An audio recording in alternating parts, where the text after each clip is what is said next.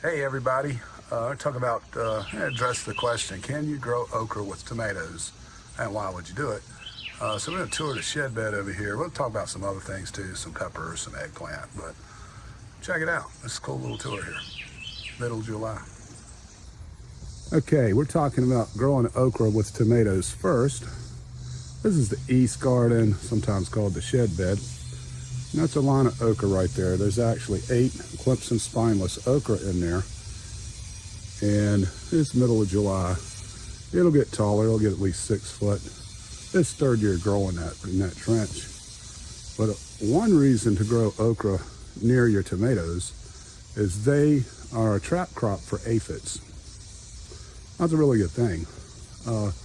But also vice versa, the tomatoes tend to keep the stink bugs off of the okra. So they work well together. You can see right now the tomatoes are quite tall. These are all indeterminates, right? So they're going to go. But the way the sun works on this bed, this north side gets plenty of sun. And that okra, like I said, they'll probably double in size by the end of the season. You'll also notice something to companion plant with your okra. There's some cucumber there.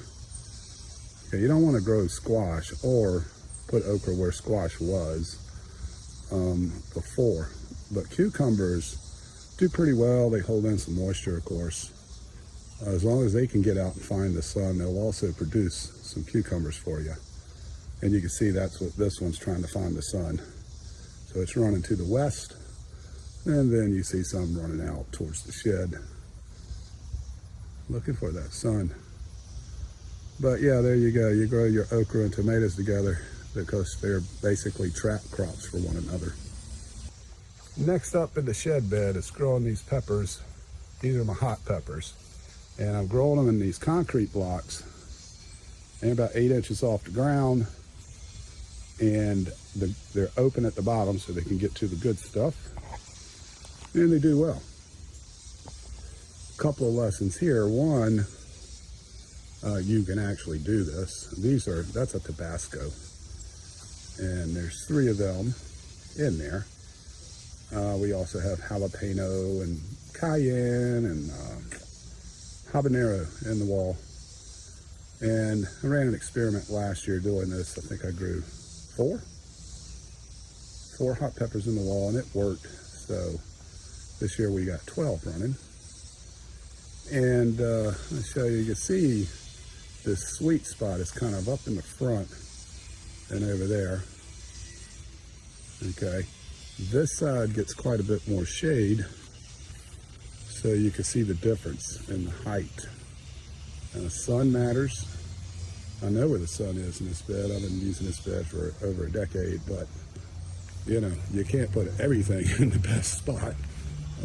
So just a little lesson here, just sun and peppers. The more sun, the bigger the pepper plant. Not necessarily the peppers, but the pepper plant.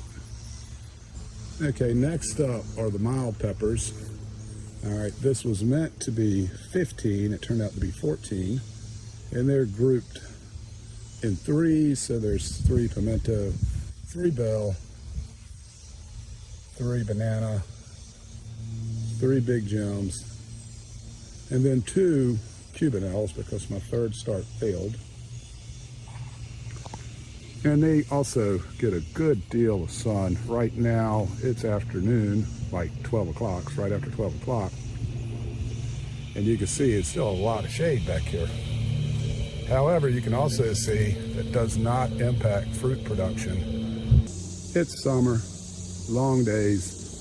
So the sun does get back here. It just takes a while to get here.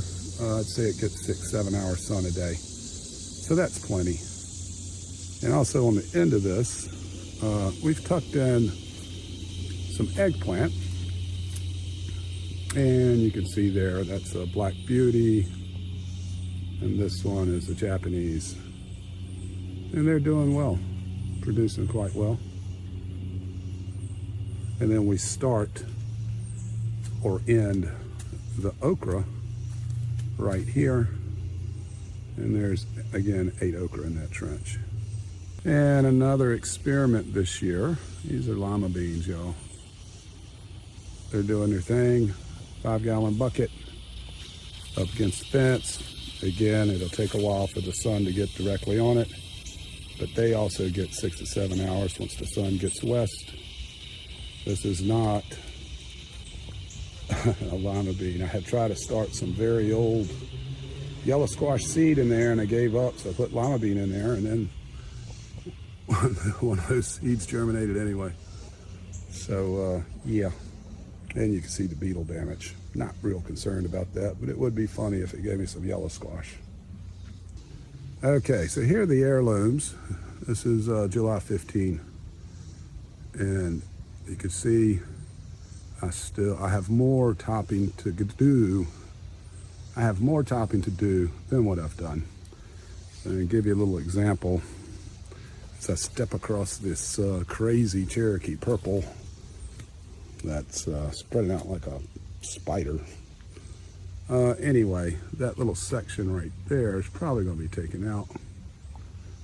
But I've topped these plants and I will tie them here, grab it together, and just stop that tomato from growing further.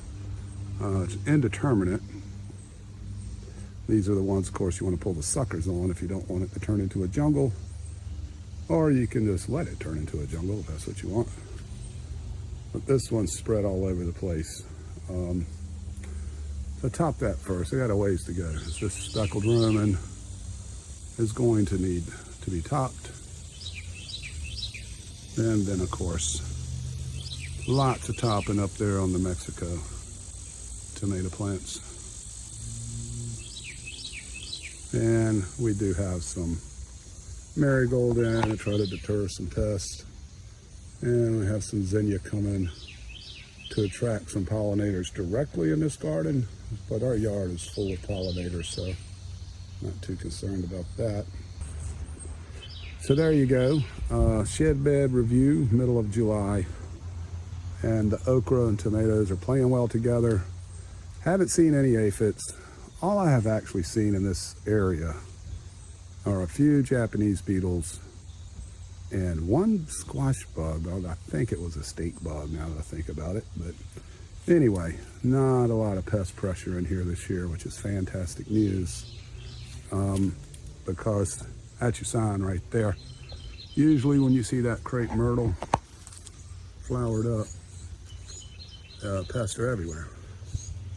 Critters, bugs, insects, but not this year. By the way, that crepe myrtle is your #1 shade tree for a yard. I see people top them all the time. Disgusting. That thing's not used correctly by most folk. That tree is not a threat to your house, and it casts a nice lot of shade around it. Helps keep the shed cooled down, which is real important right now because I still have not got that dang shed hooked back up to my electric grid. Yep, sure enough. Well, y'all be blessed and see you next week. Peace, y'all.